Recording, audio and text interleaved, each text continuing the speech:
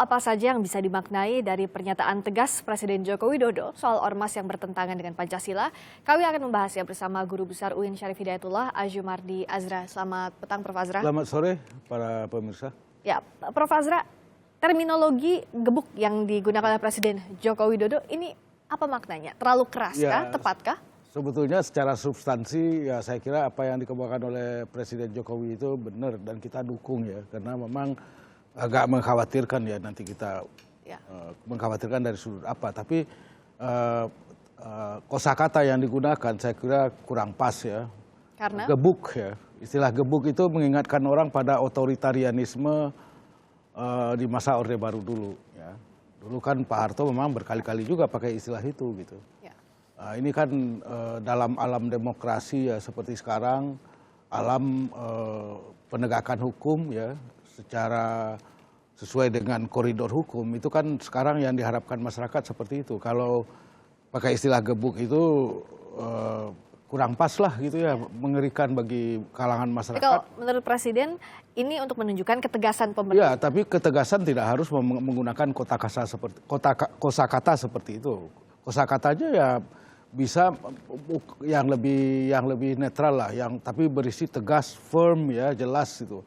Itu bisa dengan kosakata yang lain gitu, yang tidak kemudian mengundang ingatan orang pada masa Orde Baru dulu. Dan kita tahu lah di dalam masyarakat kita masih banyak kalangan yang alergi sama pernyataan-pernyataan Presiden Soeharto dulu, yang kemudian diikuti dengan kebijakan-kebijakan yang keras, yang gebuk tanpa mempertimbangkan mungkin demokrasi. Memang demokrasi, ada demokrasi Pancasila, tapi tidak demokratis lah, dan juga melanggar hukum juga. Apa ada resiko kontraproduktif dengan jadinya pernyataan ini? Ya, itu bisa terjadi hal seperti itu, sehingga sudah mulai ada kekhawatiran di kalangan masyarakat kalau misalnya main gebuk ya nanti ya akhirnya terjadi mulai mungkin sekarang ini satu organisasi tertentu katakanlah, bahkan juga PKI disebut akan digebuk gitu ya.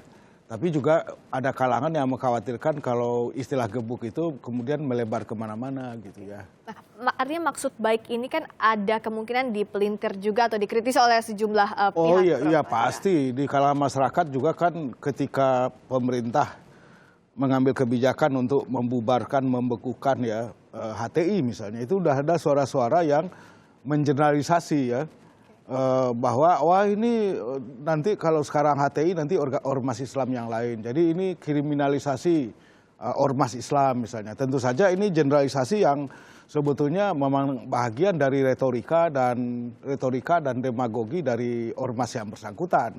Seperti misalnya yang kita sekarang, misalnya Rizik Syihab ya kan, punya kasus ya kan, sekarang lari ke Arab Saudi misalnya. Maka kemudian kita lihat banyak baliho kriminalisasi ulama misalnya, ada gambar Rizik Syihab di situ. Padahal ulama yang lain kan tidak, hanya satu orang atau berapa orang, 3 orang gitu ya, misalnya siapa itu Bakhtiar Nasir dan sebagainya. Tapi kemudian di dalam wacana dan retorika kelompok-kelompok tertentu, ya dia bilang ini kriminalisasi terhadap ulama.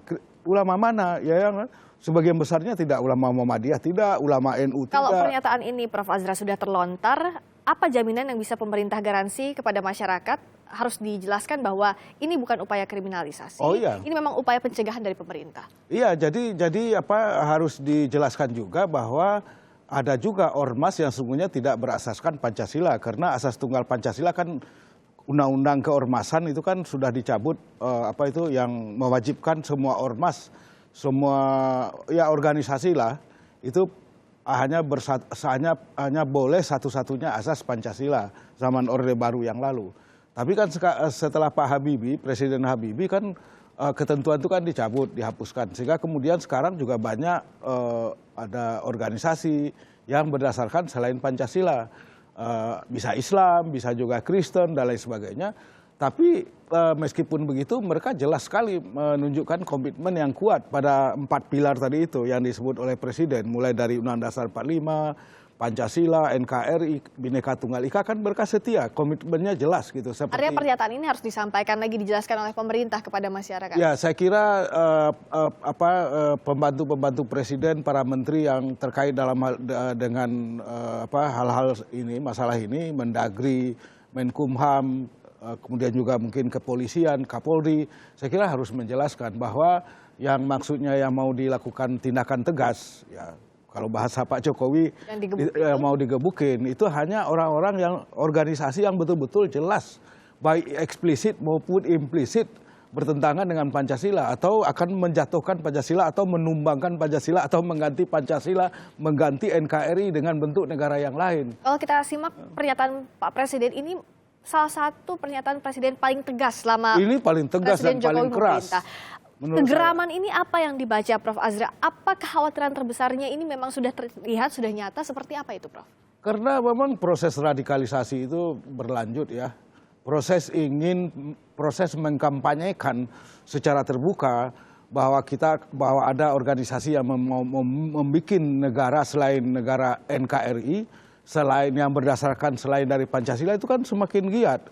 Inilah salah satu dari konsekuensi yang tidak diharapkan yang muncul akibat liberalisasi politik dan kemudian demokratisasi politik. Itu satu. Yang kedua, juga dalam belakangan ini banyak kontroversi di dalam masyarakat, dan bahkan sejak pemilu 2014 itu ada orang-orang, bahkan Presiden Jokowi sendiri diisukan terlibat dengan organisasi yang sudah terlarang, partai yang terlarang ya.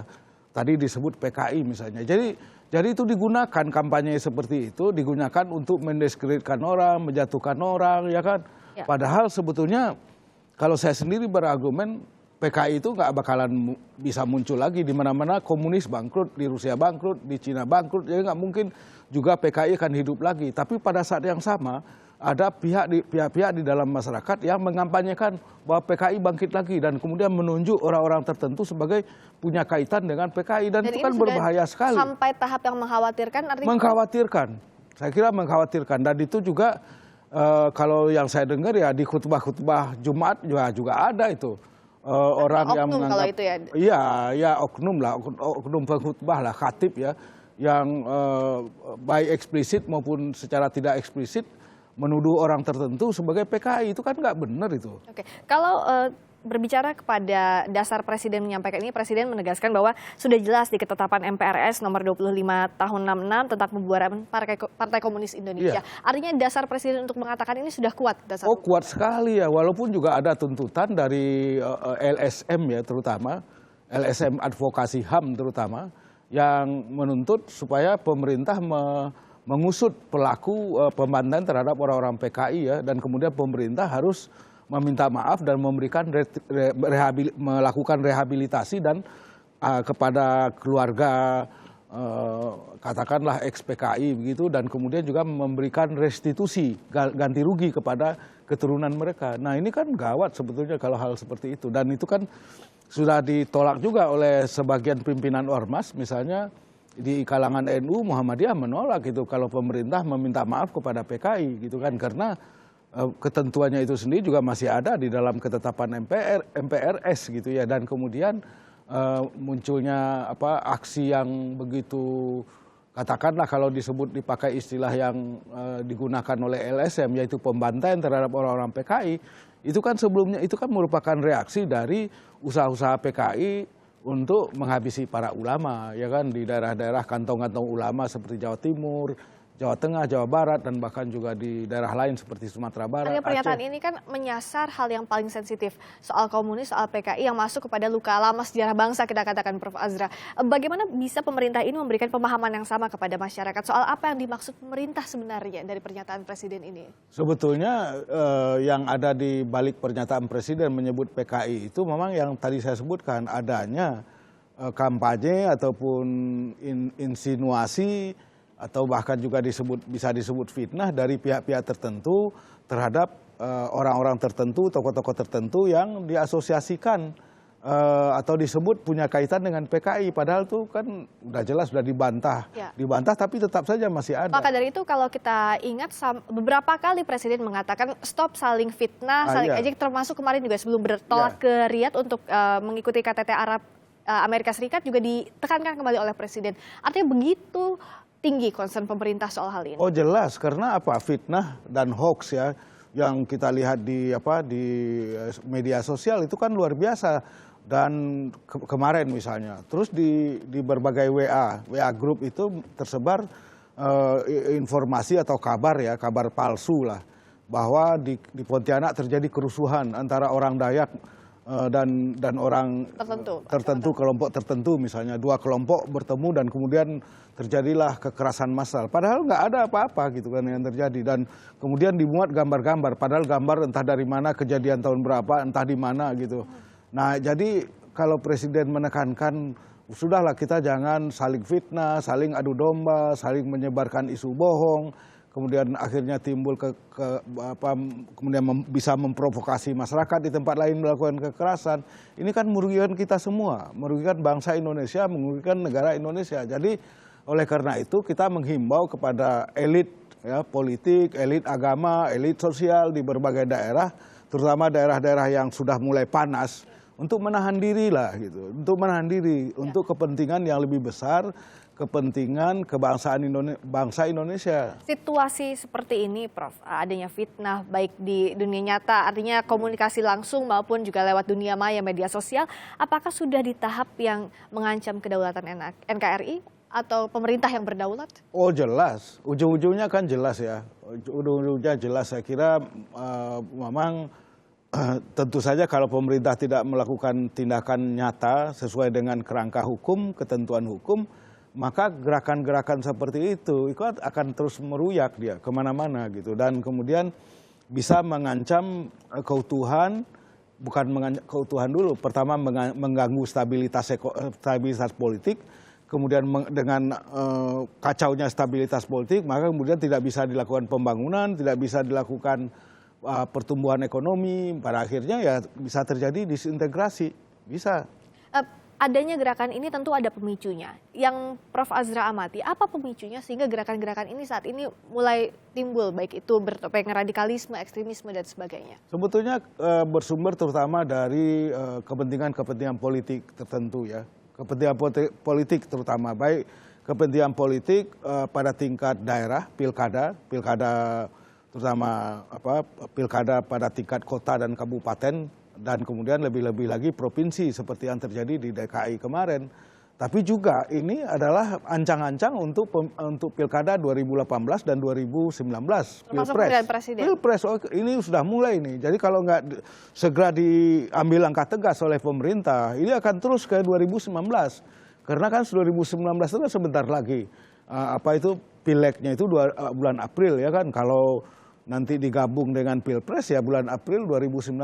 Nah sebentar lagi. Jadi kalau tidak segera dilakukan ketegasan pemerintah dan tidak menegakkan hukum dalam hal ini. Jadi saya kira dalam hal ini Kominfo lah, Kementerian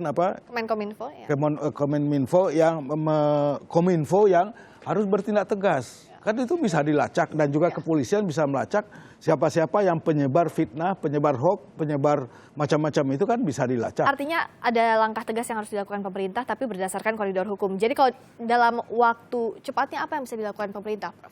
Oh iya, pertama pemerintah harus, saya kira pertama harus memberikan klarifikasi dan sosialisasi. Karena juga dengan ada di kalangan masyarakat kita seperti tadi yang saya katakan, untuk kemudian seolah-olah misalnya pemerintah ini anti-Islam, pemerintah ini memusuhi Islam ya kan, karena jangan sampai stigma ini dibiarkan. Nah ini kan stigma seperti ini berbahaya ini, karena toh kita lihat Presiden Jokowi kan sering ketemu dengan pimpinan NU, pimpinan Muhammadiyah, dengan pemuka-pemuka agama. Jadi sebetulnya nah isu ini akan dieksploitasi nih kalau tidak ada penjelasan klarifikasi dari pemerintah. Nah tentu tidak harus Pak Jokowi yang menjelaskan, di situ menteri-menteri mungkin saya kira Menko Polhukam, Mendagri, Menteri Agama, ya kan, itu harus menjelaskan. Jadi waktu pemerintah bertindak tegas sesuai dengan koridor hukum untuk bertindak menghentikan tegas, saya kira sudah situasi saling waktunya fitnah, bertindak ejek dan tegas. lain-lainnya. Kalau tidak, pemilu kita tahun 2019 nanti akan kacau dan saya kira akan menjadi ajang kontestasi dan konflik politik dan mungkin juga bisa terjadi kekerasan. Jangan sampai mengancam stabilitas negara. Terima kasih. Terima kasih. Profesor Azumardi Azra, Guru Besar UIN Syarif Hidayatullah sudah bergabung di Kompas Petang.